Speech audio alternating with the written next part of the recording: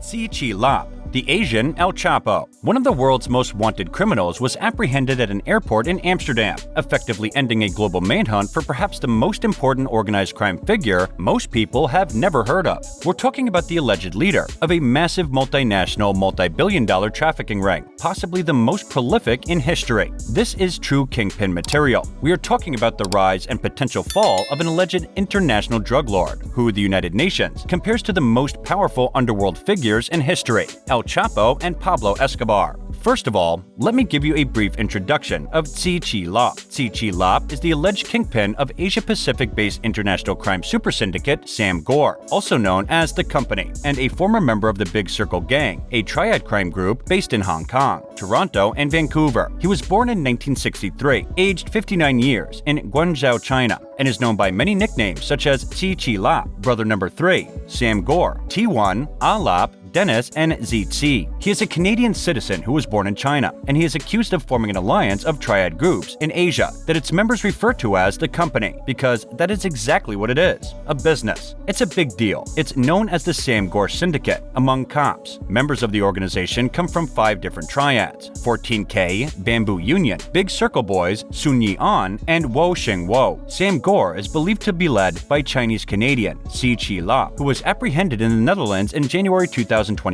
The syndicate's main source of income is drug trafficking, which generates at least $8 billion per year. Sam Gor is accused of controlling 40 to 70% of the Asia-Pacific methamphetamine market, as well as heroin, ketamine, synthetic drugs, and precursor chemicals. Cambodia, Laos, Myanmar, Thailand, New Zealand, Australia, Korea, Japan, China, Taiwan, and Vietnam are among the countries where the group is active or collaborates with organized crime partners. Sam Gor previously manufactured meth in southern China and is now believed to manufacture primarily in the Golden Triangle, specifically Shan State, Myanmar, which has been responsible for much of the recent massive surge in crystal meth production. Tse's nickname is Sam Gor, which is Cantonese for Brother Number 3. The United Nations Drug Office anticipates annual revenues of up to $18 billion. Tse rose to legend in a short period of time. He is said to have lost $66 million in a single night of raging gambling at a Macau casino. He travels by private jet, surrounded by bodyguards, and stays in luxury resorts and villas. His specialty, according to police, is methamphetamine. However, a large amount of heroin,